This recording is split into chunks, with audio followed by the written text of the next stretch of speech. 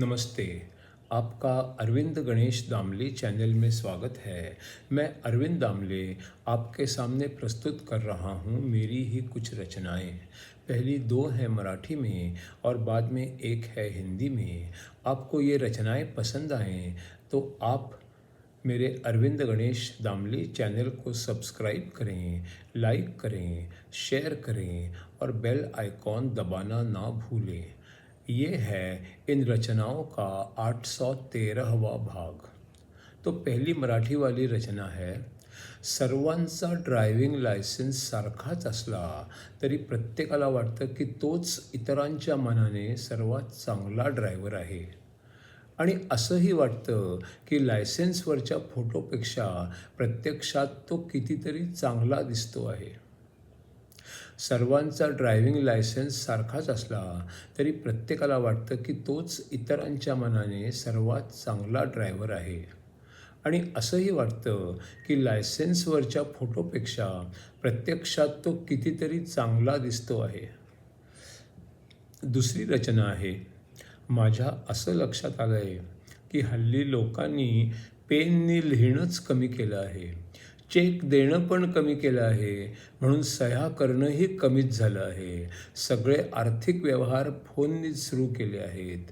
मला खरी काळजी वाटते आहे ती अशा लोकांची जे दुसऱ्यांच्या सह्या हुबेहूब करतात आणि त्यांची उपजीविका देखील अशा सह्या करण्यावरच अवलंबून आहे.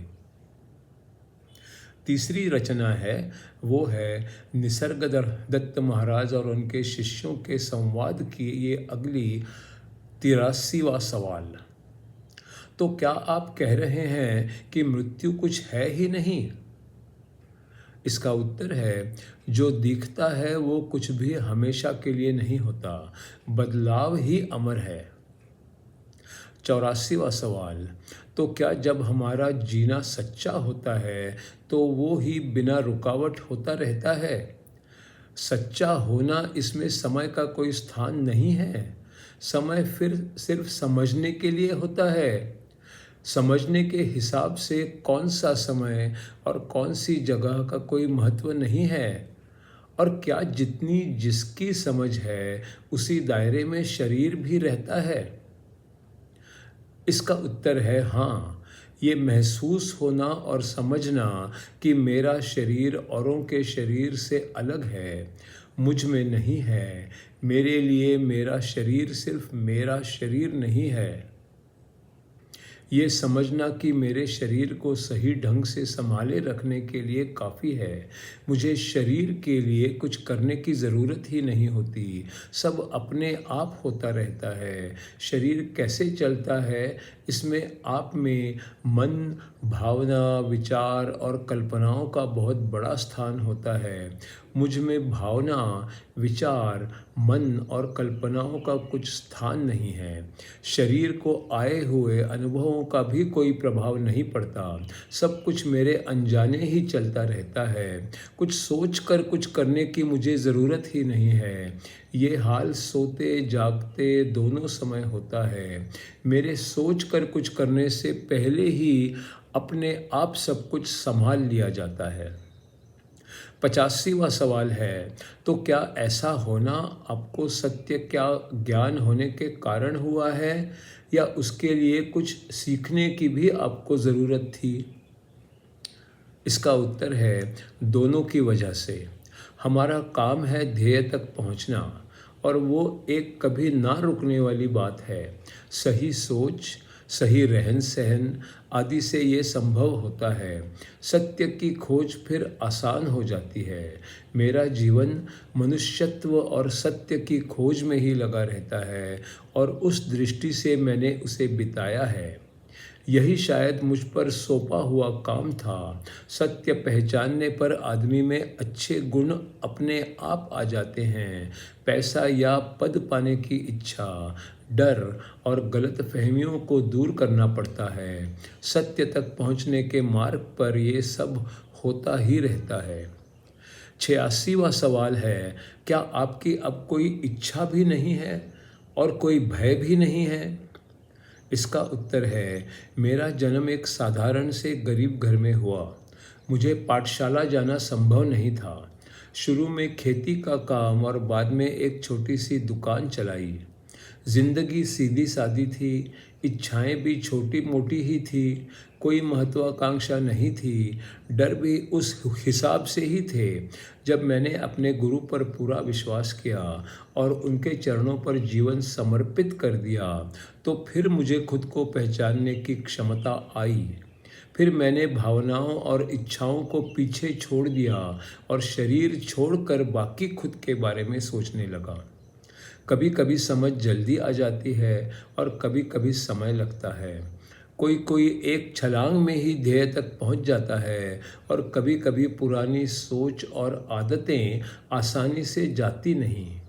वे क्या हैं, इसे समझने पर उन्हें रास्ते से दूर किया जा सकता है। जब तक मैंने गुरु के चरणों में समर्पण कर दिया है, तब तक मुझे सुरक्षित रखना और आगे लेकर जाना उनकी जिम्मेदारी बन जाती है। सवाल क्रमांक 87, क्या आपको मृत्यु का भी कोई भय नहीं है? इसका उत्तर है, मैं तो कई साल पहले ही मर चुका हूँ। प्रश्न क्रमांक 88, आप ये कैसा सोच सकते हैं? इसका उत्तर है, मैं 2 बार मर चुका हूँ, एक बार शरीर के विषय में और दूसरी बार दुनिया की समझ के विषय में। प्रश्न क्रमांक 90, लेकिन आप तो मुझे मरे हुए नहीं लगते, ऐसा क्यों है? इसका उत्तर है, आप कहते हो तो वैसा भी हो सकता है, क्योंकि आपको मेरा वर्तमान मुझसे भी अच्छी तरह मालूम हो सकता है। प्रश्न क्रमांक 90, क्षमा कीजिए, मैं समझ नहीं पाया। आप कहते हो कि आप मन और समझ दोनों के हिसाब से मृत हो, पर मेरा अनुभव तो ऐसा है कि आप भली भांति जिंदा हो। आप में समझ भी है और उत्साह भी है। इसका उत्तर है, अगर हम भूत, वर्तमान और भविष्य की सोचें तो आप समझ जाएंगे कि आप में बहुत सारे बदलाव रोज़ हो रहे हैं। छोटे छोटे बदलाव होते ही रहते हैं, पर वो आपको खुद को पता भी नहीं चलते। कभी कभी आपके आसपास के लोगों को पता चल जाते हैं। अगर लोग खुद की ओर बहुत ही अधिक ध्यान दें तो कुछ बदलाव पता चल सकते हैं। अच्छा तो यही है कि जो भी होता है उसे होने दें। जो आप समझ सके वो समझ लें और बाकी बातों के पीछे ना पड़ें। जो आप समझ ना सकें वो अपने आप धुल जाएगा, साफ हो जाएगा।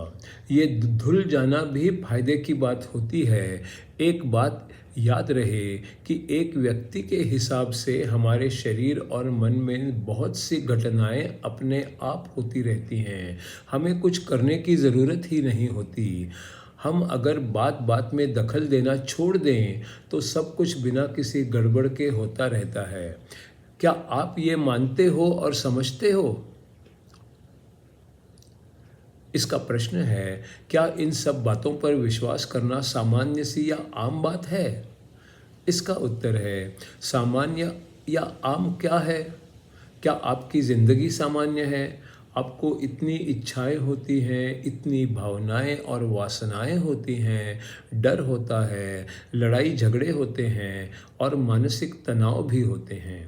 आपको लगता है कि ज़िंदगी में आनंद नहीं है और जीना ही निरर्थक है। क्या ऐसे लगना आम या सामान्य बात है? भावनाओं की वजह से ज़िंदगी का दिशाहीन होना क्या आम बात है? अगर शरीर स्वस्थ हो तो बिना किसी खास कोशिश के सब कुछ ठीक होता रहता है। कुछ देर तक तो बिना किसी दर्द या दुख के जीवन व्यतीत हो जाता है। यही स्थिति पूरे जीवन भर क्यों नहीं रह सकती? फिर हम हर हालत में खुशी खुशी ज़िंदगी बिता सकेंगे और हर आने वाले संकट का हर हालत में सामना भी कर सकेंगे। अपने आप सब ठीक हो गया तो व्यक्तिगत रूप से कुछ करने की ज़रूरत नहीं होगी। पर हम जागने की स्थिति में होते हैं, तब अगर सब कुछ सरलता से होता रहेगा तो फिर हम अपना ध्यान गहराई की स्थिति पर केंद्रित कर सकेंगे। हम क्यों यहाँ हैं, हमारा अस्तित्व क्यों है और हमें ज़िंदगी में क्या करना है, इन बातों पर भी हम गौर कर सकेंगे।